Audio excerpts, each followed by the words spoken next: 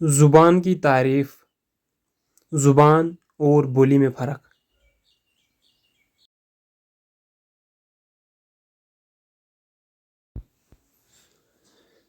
بولنے، بات کرنے، اپنے احساسات، جذبات و خیالات کو دوسروں تک پہنچانے کے صوتی اور لفظی وسیلے کو زبان کہتے ہیں۔ زبان آواز اور الفاظ کا مجموعہ ہے جو ہماری قوت گویائی اور ترسیلی جبلت کو حقیقی شکل عطا کرتی ہے۔ انسان حیوانی ناطق ہے، یعنی وہ بول سکتا ہے، اپنے جذبات، خیالات اور احساسات کو دوسروں تک پہنچا سکتا ہے۔ زبان کی تخلیق انسان کی سب سے بڑی ایجاد ہے۔ زبان انسانی ذہن کی تخلیقی صلاحیت کا سب سے بڑا اور اولین نمونہ ہے۔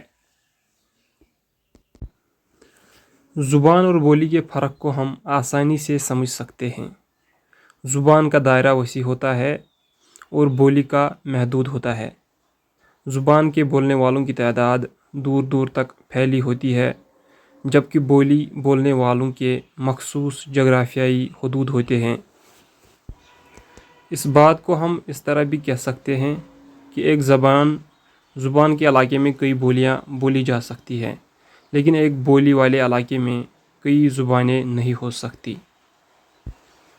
وسیع تر معنوں میں یہ کہا جا سکتا ہے کہ زبان سے ادبی تخلیق کا کام لیا جاتا ہے، نیز تعلیمی، انتظامی، عدالتی، سیاسی، تہذیبی شعبوں میں زبان ہی کام آتی ہے، جبکہ بولی میں یہ صلاحیت بہت کم ہوتی ہے۔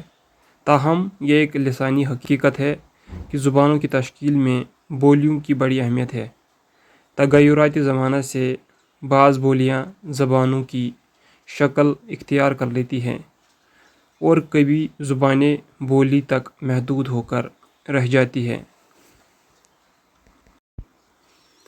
زبان کی دو مختلف صورتیں ہوتی ہیں، ایک اس کی ظاہری صورت، دوسری اس کی معنوی صورت۔ اگر آواز اپنی معنوی حیثیت کو الفاظ کے ذریعے پوری طرح ادا نہ کر سکتی ہو تو زبان کا اصل مقصد یعنی ترسیل و ابلاغ کا عمل پورا نہیں ہو سکتا۔ الفاظ اور معنی میں تال میل اور مناسب ربط و تعلق ہی سے زبان کا دائرہ وسیع ہوتا ہے۔ زبانیں زمان و مکان کے اعتبار سے ایک دوسرے سے مختلف ہوتی ہیں۔ ان کی صوتی، صرفی اور نحوی خصوصیات کی بنا پر انہیں ماہرین لسانیات نے مختلف 8 خاندانوں میں تقسیم کیا ہے۔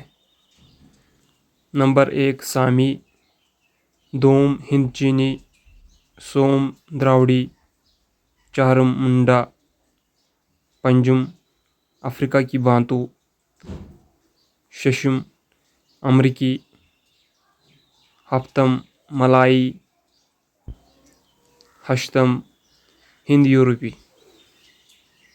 سامی خاندان میں بہت سی اہم زبانیں آتی ہیں۔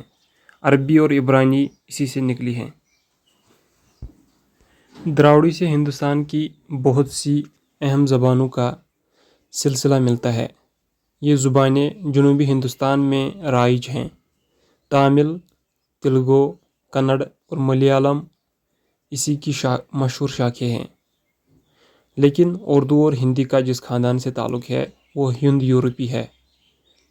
ہندوستان میں آ کر یہ خاندان یعنی ہند یورپی اپنے ارتقائی دور میں ہند ایرانی سے گزر کر ہند آریائی شکل اختیار کر لیتا ہے۔ ماہرین لسانیات نے ہندوستان میں ہند آریائی زبانوں کے ارتقاء کو 3 ادوار میں تقسیم کیا ہے۔ نمبر 1 قدیم ہند آریائی دور جو 1500 قبل مسیح سے 500 قبل مسیح تک شمار کیا جاتا ہے۔ نمبر 2 وسطی ہند آریائی دور 500 قبل مسیح سے 1000 عیسوی تک شمار کیا جاتا ہے۔ نمبر 3 جدید ہند آریائی دور 1000 عیسوی سے تاحال تک شمار کیا جاتا ہے۔